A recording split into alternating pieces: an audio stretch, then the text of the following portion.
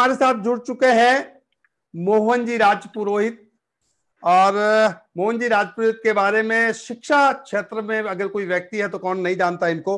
वो राष्ट्रीय सचिव है अखिल भारतीय राष्ट्रीय शैक्षिक महासंघ भारत के, और वो पूर्व सदस्य है, 5 बार माध्यमिक शिक्षा बोर्ड राजस्थान में रह चुके हैं, जो राज्यपाल महोदय द्वारा राजस्थान सरकार द्वारा नियुक्ति होती है उनकी। और इससे ज्यादा और क्या कहूं, ये कि उनकी जो है 10वीं स्वास्थ्य शिक्षा विषय के लेखक हैं। ये राजस्थान के सभी सरकारी मान्यता प्राप्त विद्यालयों हेतु अधिकृत संचालित पुस्तक है इनकी। तो एक अच्छे विचारक हैं, शिक्षाविद हैं। पहले तो मोहन जी राजपुरोहित साहब, शुभ समय राजपुरोहित लाइव के वैचारिक महाक्रांति में आपका स्वागत है। जिस तरह से हमने वैचारिक महाक्रांति का आंदोलन शुरू किया, इस वैचारिक महाक्रांति में आपका स्वागत है। शिक्षा क्षेत्र में राजपुरोहित समाज को और आगे लाने के लिए क्या प्रयास होने चाहिए? बहुत अच्छी चर्चा के तहत आपने बहुत महत्वपूर्ण प्रश्न चर्चा के दौरान पूछा है। शिक्षा के क्षेत्र में आगे बढ़ने के लिए समाज स्तर पर भी प्रत्येक शहर में छात्रावास हो, उन छात्रावास में रहने वालों की सुध बुध लेने के लिए वार्डन है जो एक गार्जियन तुल्य है, वह भी अपने हो, अच्छे विचारक, चिंतक और प्रगाढ़ बुद्धि के धनी हो, जो सर्वांगीण विकास की भूमिका निभाने का सामर्थ्य रखते हो। और एक इतना आदर्श वातावरण बनना चाहिए कि हम किसी से कम नहीं, बस हमको एक अच्छी दिनचर्या बनाकर पढ़ने की आवश्यकता है, क्योंकि हम वो संतानें हैं, जैसे आप और मैं प्रत्यक्ष बात कर रहे हैं, ऐसे हमारे पूर्वज आत्मा को परमात्मा से जोड़कर बात करते थे। बस अंगारों पर राख एक तरह से जमी हुई है। तो शिक्षा के क्षेत्र में अनुकूल घर का वातावरण, जो दूरस्थ ग्रामीण क्षेत्र के और ढाणियों में, छोटे छोटे गांवों में बेटे बेटियां रहते हैं, उनके लिए अच्छे परिवेश में एक शैक्षिक वातावरण, आवश्यकता पड़ने पर छात्रावास की सुविधा, और प्रतियोगी परीक्षा में हम सफल कैसे हो उसके लिए एक अच्छे कैरियर काउंसलर की भूमिका निभाने वाले बंधुओं के योगदान की आवश्यकता है। तो हमारे समाज के बेटे बेटियां भी शिक्षा क्षेत्र में बहुत आगे बढ़ सकते हैं। सर, आपका जो संस्थान है, आप जो काम करते हो केजी से पीजी तक की सारी, तो आपने राजपुरोहित समाज के लिए, पहले प्रश्न में ही आपने राजपुरोहित समाज के लिए पहली सीढ़ी, पहली जो है पायदान आपने केजी के रूप में बताई कि छात्रावास होने चाहिए, और छात्रावास में इस तरह का वातावरण होना चाहिए कि बच्चों को जो है, जो पढ़ने वालों को एक अच्छा एनवायरनमेंट हो और हंसते खेलते कूदते उसको जो है पढ़ाई को और शिक्षा को आत्मसात करे। एक निवेदन और यह है कि ये कालखंड में स्वामी आत्मानंद जी महाराज ने उस कालखंड में ये सारा काम समाज के इस धरोहर पर किया, इस धरातल पर किया, और बहुत से शिक्षाविद निकले। होता क्या है कि साहब, एजुकेशन को लेकर के महानगरों में, जैसे मैं मुंबई की बात करूं, मुंबई, दिल्ली, यानी समाज बहुत विस्तृत हो चुका है। वहां पर महानगरों में एजुकेशन होता है, लेकिन कभी कभी गाइडलाइंस की कमी से या एक मार्गदर्शन की कमी से उनको उस कालखंड में समय पता नहीं लगता है कि अब हमें 10वीं के बाद कहां जाना है, 11वीं के बाद कौन सा विषय लेना है। इस तरह का जो है गाइडलाइन समाज के लिए कितना जरूरी और किस तरह से हो सकता है, बताएं साहब। बहुत बढ़िया। सबसे पहले आवश्यकता है 12वीं करने के बाद कैरियर गाइडेंस की। 12वीं के बाद हम कला, विज्ञान, वाणिज्य और विविध संकायों के विद्यार्थियों को किस क्षेत्र में भेज सकते हैं, उस संबंध में सारी जानकारी रखने वाले बंधु कि हम 12वीं के बाद इस क्षेत्र में जा सकते हैं, उस संबंध की सारी जानकारी देना। जानकारी आने के बाद दूसरा महत्वपूर्ण कार्य प्रारंभ होता है कि उस फील्ड में हम सफलता कैसे प्राप्त करें। उसके लिए 2 स्तर चाहिए। पहला तो प्रतियोगी परीक्षा के लिए जो भी बेटे बेटियां हैं, उनको एक अभ्यास वर्ग के माध्यम से कि हमारे मनुष्य जीवन का लक्ष्य क्या है, तो सीधा होगा कि सबसे पहले स्वावलंबी बनना, रोजगार प्राप्त करना। प्रतियोगी परीक्षा में उत्तीर्ण होंगे तभी उस क्षेत्र में आगे बढ़ेंगे, या निजी क्षेत्र में कोई बहुत बड़ा उद्योग भी खोलेंगे तो उस संबंध में सारी जानकारी प्राप्त करना। तो उसके लिए योजना बनाना और लक्ष्य की प्राप्ति के लिए करणीय कार्य क्या क्या है, आदर्श दिनचर्या बनाना, और उस क्षेत्र में दक्षता प्राप्त करने के लिए हम क्या क्या करें, इस संबंध में जो उस फील्ड के एक्सपर्ट है उनके माध्यम से ऐसे सारे जो बेटे बेटियां हैं उनको अभ्यास वर्ग के माध्यम से, भले जिला स्तर पर हो, संभाग स्तर पर हो, राज्य स्तर पर हो, 3-4 सत्र हमारी दिनचर्या कैसा हो, हमारी योजना क्या हो, सफलता प्राप्त करने के लिए हम कैसे पढ़े, कितना पढ़े, क्यों पढ़े, और हमारे जीवन में अंतिम लक्ष्य की प्राप्ति के लिए आने वाली संभावित बाधाएं और उसके निवारण के उपाय क्या क्या है। जब यह सब हम बता देंगे तो जो प्रतियोगी छात्र छात्रा है वो तैयार होगा। लेकिन जिनके सानिध्य में होगा, अगर वो छात्रावास के माध्यम से है या किसी कोचिंग इंस्टीट्यूट में महीने 2 महीने के लिए आते हैं, वहां रहते हैं, तो उनके बीच में जो अभिभावक की भूमिका निभा रहे हैं, गार्जियन की भूमिका निभा रहे हैं, जो वार्डन है, उनका भी अभ्यास जरूरी है कि प्रातः जागरण से रात्रि तक आदर्श दिनचर्या क्या हो, बच्चे में जुनून कैसे जागे, बच्चा पढ़ते पढ़ते बोर नहीं हो, बल्कि एक सकारात्मक ऊर्जा और भाव लेकर, मतलब आदर्श दिनचर्या के साथ क्रमशः आगे बढ़ता रहे। तो उस चीज की दक्षता भी जिन वार्डन के सानिध्य में विद्यार्थी रहेंगे, प्रतियोगी विद्यार्थी, उनको भी शिक्षित और दीक्षित करना आवश्यक है, क्योंकि उस फील्ड का ज्ञान जब तक नहीं होगा तब तक मनोवांछित सफलता हम जितनी चाहते हैं, हमारे बेटे बेटियां मेहनत तो करते हैं लेकिन वो प्राप्त नहीं कर पाएंगे। तो मोहन जी, आपका कहने का अर्थ ये है, बार बार 2 बार आपने दोहराया आदर्श शिक्षा, अर्थात संस्कारों के साथ में शिक्षा। आप सीधे बात यही कहना चाहते हैं कि संस्कारित शिक्षा हो, यानी संस्कारों की शिक्षा होगी तो हमारे जो है जीवन स्तर में बदलाव आएगा। एक तो ये होता है, आजकल ये ट्रेंड चला है कि हमारा एजुकेशन केवल प्रोफेशनल हो, केवल पैसा कमाने के लिए हो, और आज हम बात कर रहे हैं, आज हम जोर दे रहे हैं, और हमारा समाज आत्मानंद जी महाराज से लेकर के धार्मिक, आध्यात्मिक हर दृष्टि से संपन्न है। एक तरफ से अगर मैं कहूं कि शिक्षा के क्षेत्र में अगर हम बात करें तो शिक्षा की आंखें आत्मानंद जी है, और धर्म की अगर बात करें तो धर्म की आंख संत खेतेश्वर दाता है, खेताराम जी महाराज है। तो इन दोनों को देख करके शिक्षा को संस्कार के साथ जोड़ करके आगे बढ़ाया जाए तो निश्चित रूप से जीवन उन्नत भी होगा। आपका कहने का मतलब जीवन उन्नत भी होगा, और जीवन में जो चाहिए, जीवन की दिनचर्या जो उन्नत जीवन है वो काम करेगा। कि हायर एजुकेशन कर लेते हैं लोग, और हायर एजुकेशन करने के बाद भी या तो वो संस्कारों में फिट नहीं बैठते हैं या फिर वो समाज के साथ फिट नहीं बैठते हैं। इसका क्या कारण है? ये अंतर कहां से आ जाता है? मूल चिंतन का अभाव है।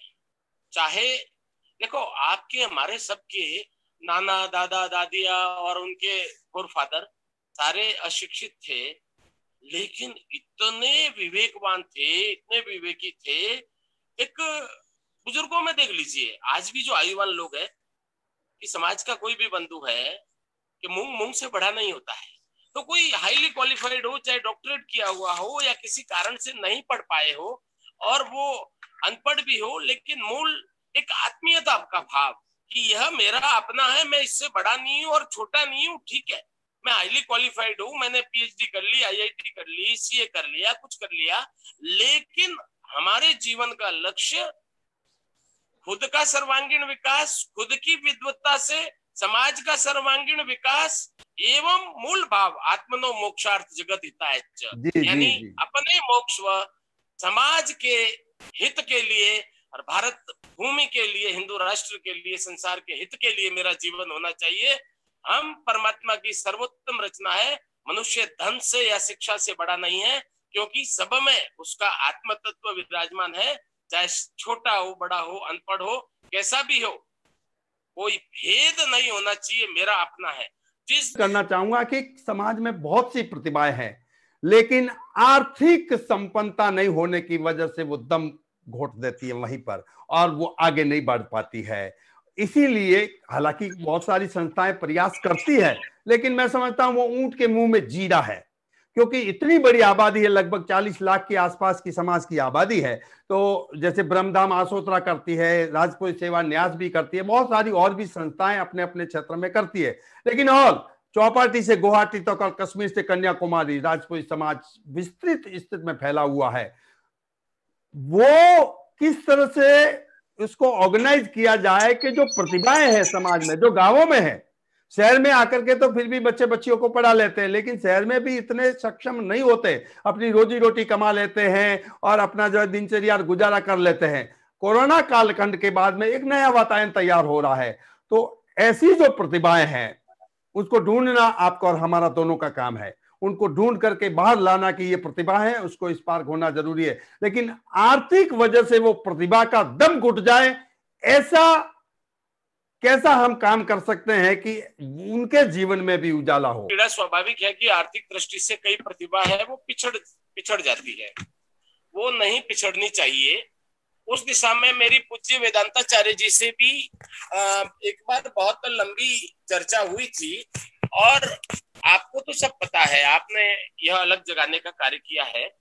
ऐसे जो योग्य है, एक नॉर्म्स तय कर लिया कि न्यूनतम इतने % से ऊपर आ रहे हैं IAS या अन्य प्रतियोगी परीक्षा में, उनको बाकायदा सब प्रकार की सुविधा और संसाधन ब्रह्मधाम के माध्यम से दिए जाएंगे।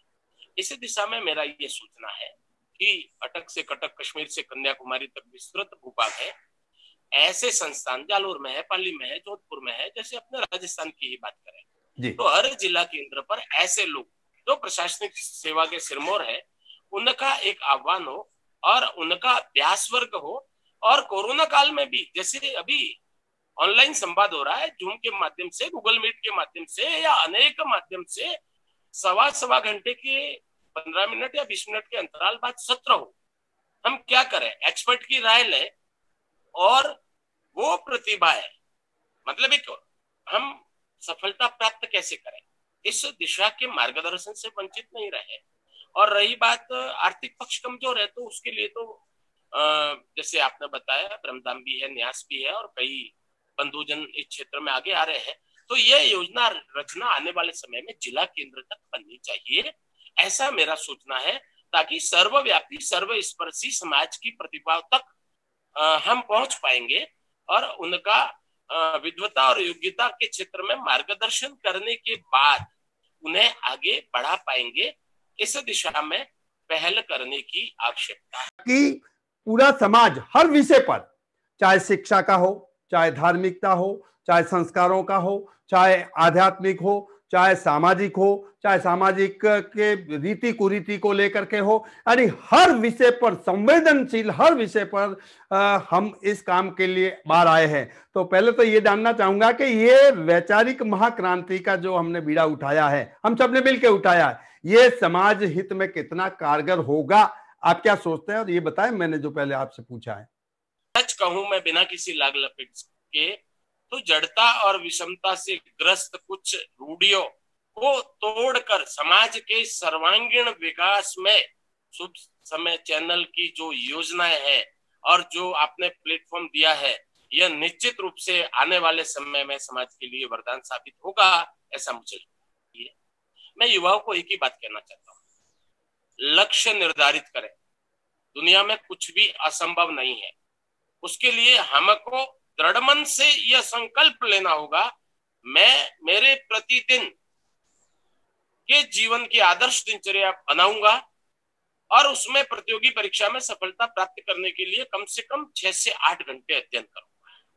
और उसमें लगातार नहीं करूंगा, 2-2.5 घंटे अध्ययन, फिर मनोरंजन के लिए 10-15 मिनट का आराम के लिए ब्रेक देते और सकारात्मक दृष्टि के साथ जीवन में आगे बढ़ूंगा। तो परमात्मा ने अलौकिक बुद्धि दी है, पर ये मन बेलगाम घोड़े की तरह है। इसलिए युवा मन पर काबू रख के बुद्धि का उपयोग करके जब एक कालिदास संस्कृत का फिर इतना महान विद्वान बन सकता है, इतने श्रेष्ठ ग्रंथों की रचना कर सकता है, तो हम जगत नियंता ब्रह्मा की संतान है, परमात्मा की रचना है। हमारे पास आज संसाधन है, पुस्तक है, पाठ्यक्रम में सिलेबस है। दृढ़ मन और इच्छा शक्ति से अच्छी योजना, लक्ष्य प्राप्ति के लिए क्या चाहिए वह बनाकर उस दिशा में निरंतर चलते रहे तो मंजिल हम हमारे युवाओं से दूर नहीं है। बस तो जीवन में दोनों जरूर चाहिए, लेकिन पहले प्राथमिकता क्या लाइफ स्टैंडर्ड की है या लिविंग स्टैंडर्ड की है सर, बताएं आप। जीवन पद्धति का महत्व है। लिविंग स्टैंडर्ड मायने नहीं रखता, लेकिन हमारा लाइफ स्टैंडर्ड कैसा है, हमारे जीवन में मूल्य शिक्षा कितनी है, हमारे जीवन में मूल्य कितना है, हमारा चिंतन परमार्थ का है या स्वार्थ का है, परहित का है या स्वहित का है, यह अपने जीवन पद्धति से ही आ सकता है। लिविंग स्टैंडर्ड में तो कहते हैं ना, टाटा बिरला भी सोने के बिस्किट नहीं खाते, उनके लिए भी 100 ग्राम अन्य आहार पर्याप्त है। तो इसीलिए हमारी जीवन पद्धति और जीवन में जीवन मूल्य ही हमको आगे बढ़ाते हैं। मुझ पर मेरा अधिकार नहीं है, मेरे समाज और इस भारत माता का, राष्ट्र का अधिकार है। जब जब राष्ट्र और समाज के लिए आप आह्वान करेंगे, मैं हर पल तत्पर आपके और समाज के साथ रहूंगा, साथ मिलूंगा, और जब जब चाहोगे मैं मेरी सार्थक भूमिका के निर्वहन का पूर्ण ईमानदारी से प्रयास करूंगा और आप सबके साथ। इनकी पंक्तियों के साथ में एक ही लाइन आती है, देश हमें देता है सब कुछ, हम भी तो कुछ देना सीखे। बहुत बड़ी बात कही आपने, बहुत बड़ी बात कही। बहुत बहुत आपका आभार, आपका बहुत बहुत आभार इस वैचारिक महाक्रांति में जुड़ने के लिए। आपका बहुत बहुत धन्यवाद, बहुत बहुत धन्यवाद सर आपका। आभार।